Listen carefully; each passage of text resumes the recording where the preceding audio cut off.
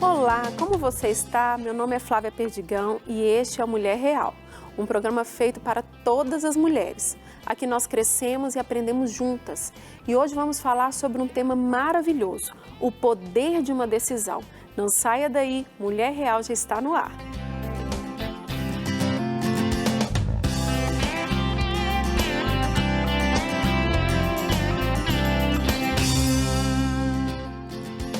Quando Jesus esteve encarnado entre nós, ele enfrentou todos os desafios que enfrentamos. Ser 100% homem, assim também 100% Deus, fez com que cada uma das lutas que ele enfrentou fossem muito reais e difícil de se viver. Por isso ele sabe o que nós sentimos e quão pesadas são as nossas lutas. Um dos maiores desafios do ser humano é lidar com o luto.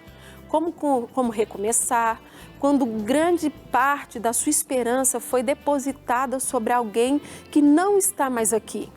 É preciso ter muita força para continuar e ainda assim se disponibilizar nas mãos do Senhor para viver os sonhos que Ele preparou para você.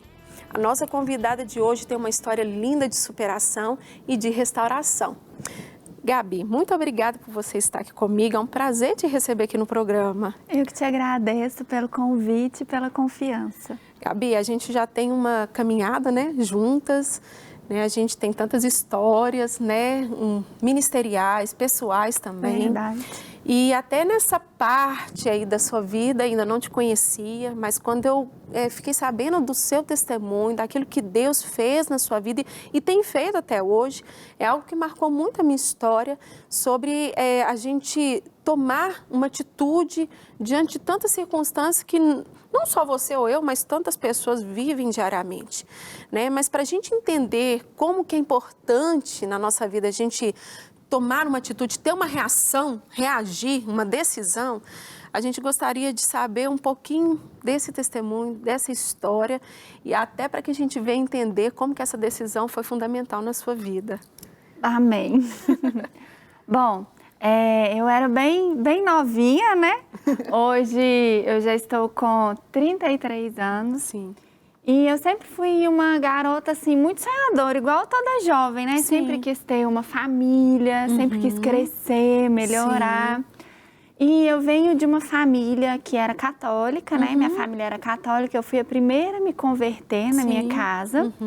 E quando eu me converti, a gente teve um primeiro processo, assim, de luta, No meu lar, eu era bem novinha, eu tinha 11 anos. Bem novinha. E conheci Jesus e já me apaixonei por Jesus, fui para a igreja. Depois, com o tempo, foi minha mãe, meu irmão, meu pai foi o último aí. E assim, eu só tenho que agradecer por tudo que o Senhor fez na minha vida.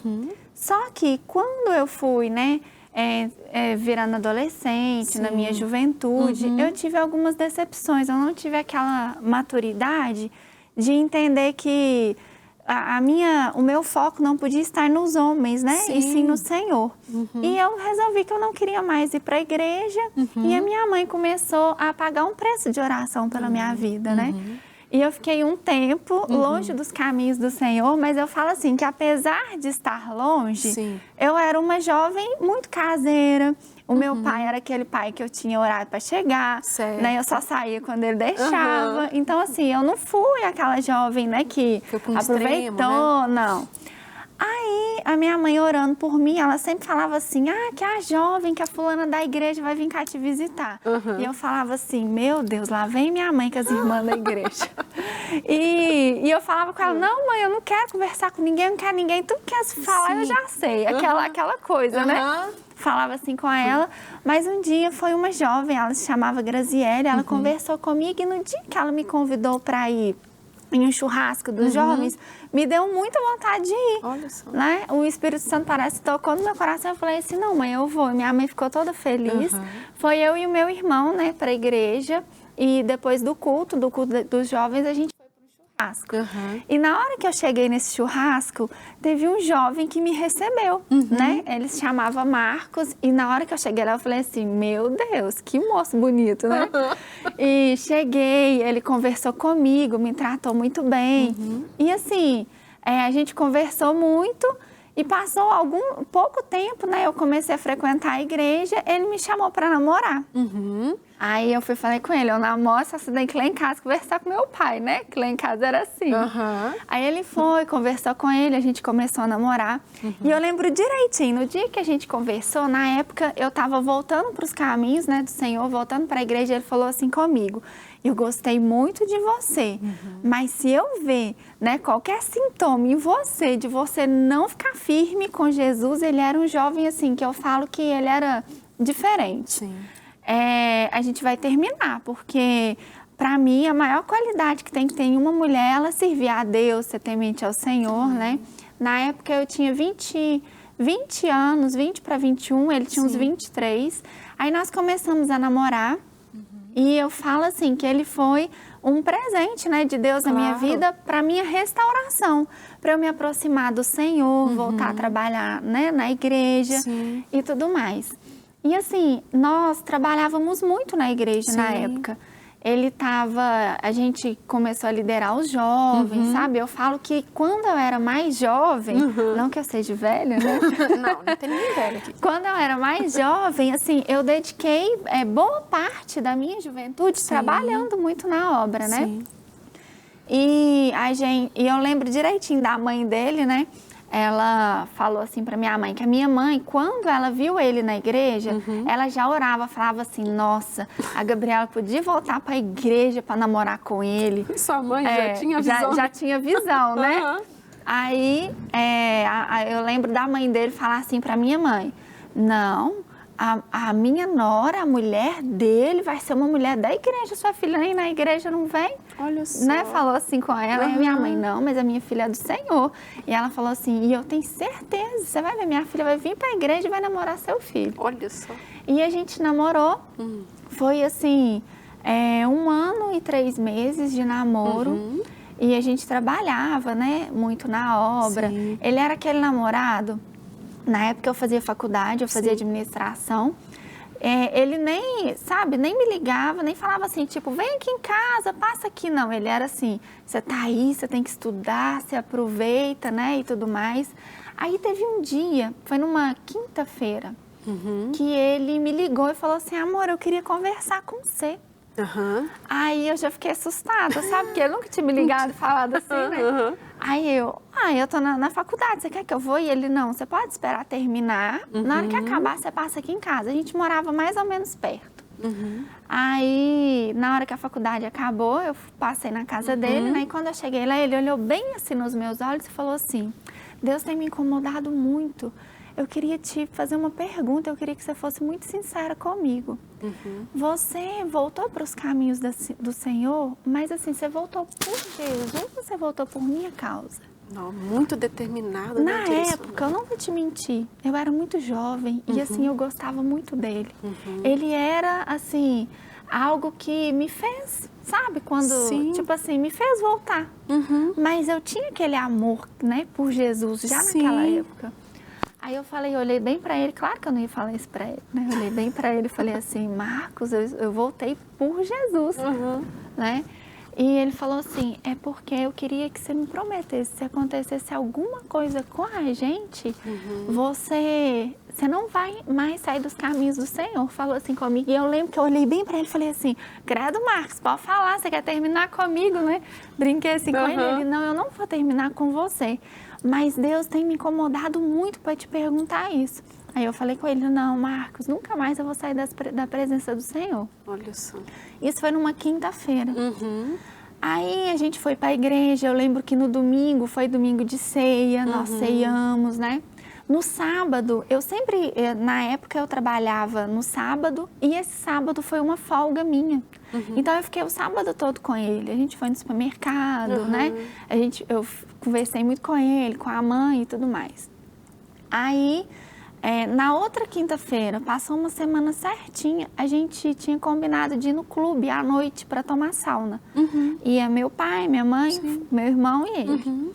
Aí eu saí do meu trabalho, né? Saí do trabalho, eu lembro que eu passei no salão, eu não sei se eu fui fazer unha, o que eu fui fazer. Aí eu tava ligando o celular dele e ele não tava mais atendendo. E eu tinha o celular do trabalho dele, que ele usava só pro trabalho. E era um celular que ele sempre atendia. Aí eu liguei, ele não atendeu, eu já achei um pouco estranho. Eu tô assim, vou passar na casa dele, porque era caminho, e na época eu tinha carro, ele não. Vou passar na casa dele, que eu pego ele e a gente já vai. Claro. Aí parece que eu senti assim, não vou passar lá não. Uma coisa, sabe? Não vou passar lá. Às vezes ele não chegou, né? Depois vai ficar parecendo que eu sou aquelas namoradas assim, preguenta, né? Pra ver o que você tá fazendo. Eu falei, não vou passar não. Aí fui embora pra casa. E quando eu cheguei na minha casa, eu nunca vi tanto carro na vida. Tava meus tios, meus primos, né? Aí na hora que eu cheguei, o meu tio, ele morava em cima da casa do meu pai. E na época eu trabalhava pra ele, era meu patrão. Aí eu lembro que eu vi que ele estava bem assustado. E sabe quando a pessoa parece que tenta te segurar para você não entrar? Ele estava conversando comigo, né? E eu não, tia, eu tô com pressa, posso olhar isso agora não. Aí entrei, aí eu vi minha mãe estava chorando muito, meu pai chorando muito. Aí eu achei aquilo estranho. Na hora eu comecei a preocupar com meu irmão. Aí na hora que eu vi ele, eu senti até um alívio. Aí o pastor, que era meu pastor na época, o Aparecido, que Deus usou assim demais, né, na minha vida. Ele estava lá na minha casa, eu lembro direitinho, ele pegou na minha mão e falou assim, filha, senta aqui. Aí na hora que ele falou assim, eu credo, pastor, o que está acontecendo? Tá todo mundo chorando. Aí ele olhou para mim e falou assim, você vai ter que ser muito forte. Você vai ter que ser forte, porque aconteceu um acidente muito grave com o Marcos. Só que eles choravam tanto e o pastor custou me dar a notícia que eu falei assim, gente, não foi uma coisa boba, porque não tem condição de tanta gente aqui chorando. Aí, na hora que ele me contou, eu tava sentada, né? Eu falei assim, mentira, eu nunca tinha perdido ninguém. Eu tenho meus avós, sabe? Nunca ninguém próximo de mim tinha falecido. Aí eu falei assim, não é só isso, me conta a verdade, vocês estão chorando, tá todo mundo nervoso. Aí, na época, o meu tio, ele me segurou e falou assim comigo, você precisa ser forte, para de chorar, ele morreu e não adianta você ficar chorando, desse jeito. E sabe quando a pessoa te conta algo assim, com muita, como se diz, sem nenhuma delicadeza, eu ganhei um choque. Eu queria que você desse essa continuidade, sim, né? Um momento ali que você ficou sabendo o que aconteceu com seus familiares, né? Para que a gente venha entender também, num momento tão difícil, como é importante uma decisão para a gente se reerguer. Mas dá uma continuidade, porque você tem que concluir, porque a gente está querendo saber todos os detalhes. Bom, então esse foi o momento que eu recebi a notícia que ele tinha morrido, que o meu tio me falou, me deu tipo um chacoalhão, né, que não adiantava, como se diz, chorar e escabelar. E nesse momento eu entrei em choque, eu falo que você, quem já passou por um luto, sabe que você só consegue acreditar, não aconteceu, não parece que na hora que você chega e que você vê a pessoa. É verdade. Naquele momento. E naquele momento eu fui para casa da mãe dele, né? Eu lembro direitinho assim, até mesmo porque nós éramos namorados, né? Então eu não era, como se diz, uma viúva em si, né? Eu era namorada dele e eu acolhi a família dele com muito carinho. O pai dele, eu lembro que ele me deu um abraço e falou assim, eu perdi um filho, mas o Senhor me deu uma filha, né? Que a gente tinha muito carinho um pelo outro.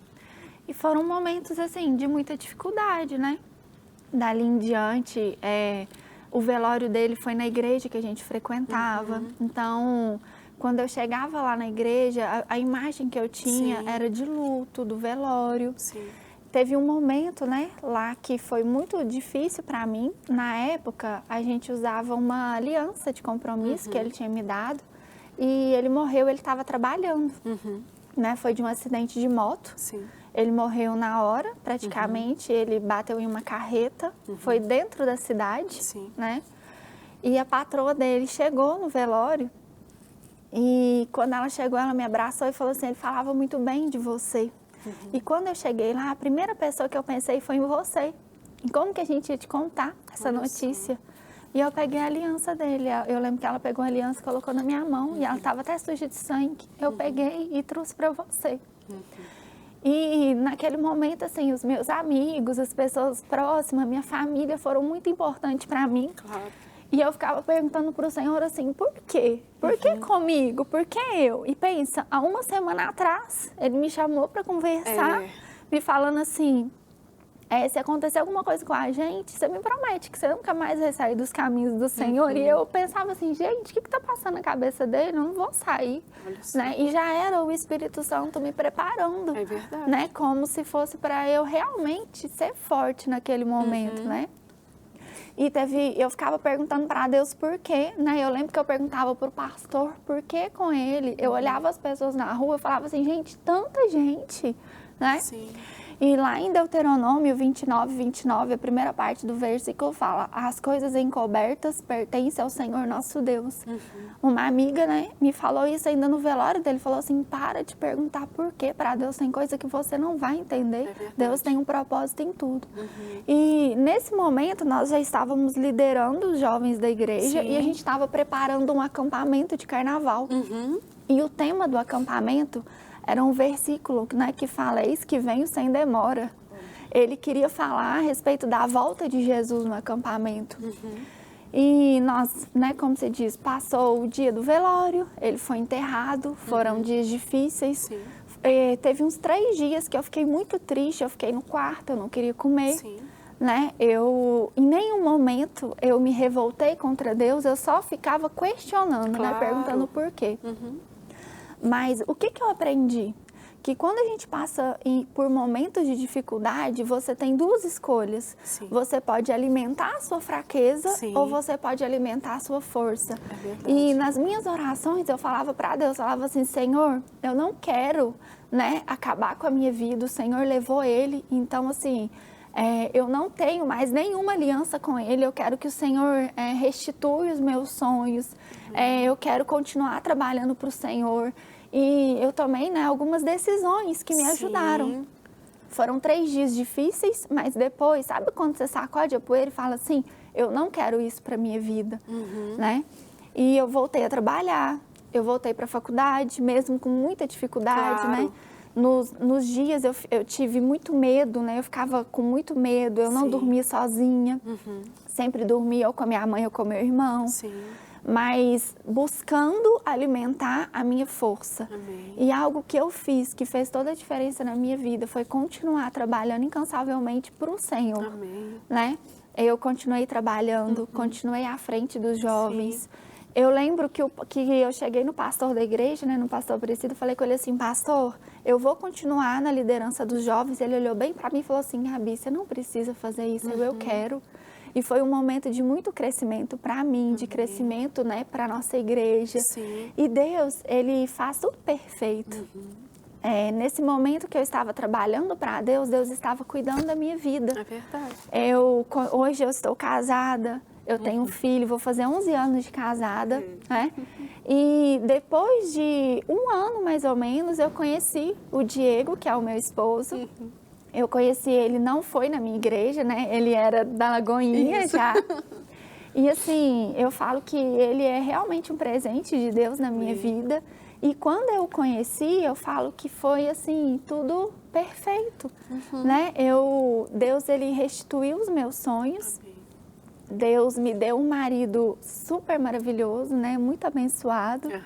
Eu falo que hoje a gente tem, assim, uma família abençoada. Eu falo que é a família dos meus sonhos, né? Deus me deu muito mais do que eu pedi. O Diego, ele cuida de mim hoje de uma forma que eu nem sonhava, sabe? Ele faz coisas que eu falo assim, só pode ser de Deus, né? E eu lembro direitinho, quando eu conheci ele, foi através da minha mãe, sua né? mãe, Minha mãe novamente. Quando eu conheci... a gente começou a namorar e foi um processo muito rápido, né? A gente namorou, noivou e se casou em 6 meses, né? E eu lembro até de algo que aconteceu na época, o meu pai, ele ficava com muito medo de eu me machucar novamente, né? Então ele virou aquele pai super protetor. E quando eu falei que eu estava namorando, eles ficaram super felizes, porque eles viram assim, graças a Deus, ela tá caminhando, ela tá seguindo a vida dela, né? Mas eu lembro que ele foi lá na igreja, não foi? Foi. Conversar com o pastor Fernando para pegar a ficha do Diego. Foi, né? Literalmente. E assim, eu só tenho mesmo que agradecer. E eu queria deixar essa mensagem, né, para você que está nos assistindo, que Deus ele nunca vai te dar algo que você não vai conseguir suportar, que você não vai conseguir passar, né? Que a força que a gente precisa já está dentro de nós. E é só a gente pedir o Espírito Santo para nos auxiliar, né, para nos dar sabedoria e a gente buscar realmente tomar decisões que vão nos fazer crescer. Não é verdade? Depois eu olho para trás e falo assim, gente, quantas mulheres eu já ajudei, já conversei, já contei minha história. E isso, de uma forma ou de outra, já ajudou alguém a crescer e passar por um momento de dificuldade, né? Então, aquele momento onde eu decidi alimentar a minha força e não viver aquele luto para sempre, e não ficar chorando, e aceitar e parar de questionar a Deus, foi um momento decisivo, né? Para que hoje eu pudesse estar vivendo o melhor de Deus na minha vida.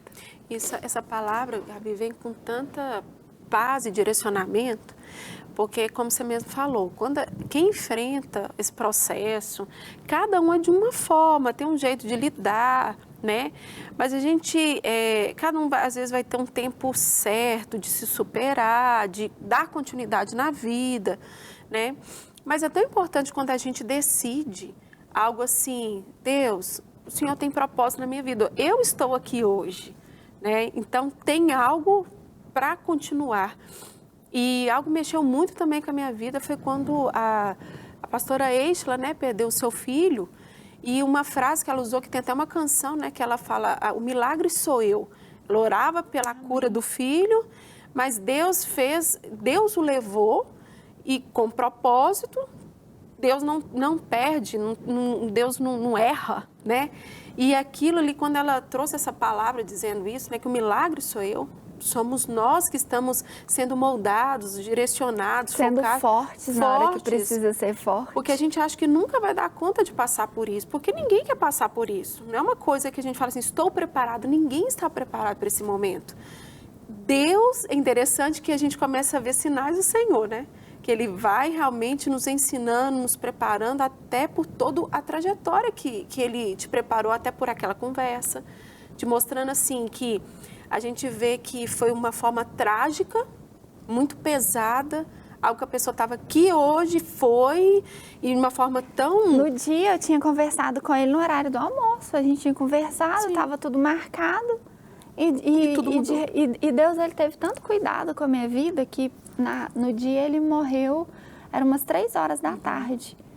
E ninguém, tipo, a minha mãe não me pegou para me contar, o meu pai, ninguém foi atrás de mim. Eu fui saber, eram umas 6 horas da noite. Imagina se alguém encontra comigo na rua e me conta. Rua. Então, assim, foi um cuidado do Senhor que quem me contou foi o meu pastor dentro da minha casa. Eu estava lá acolhida, né, com as pessoas que me amavam.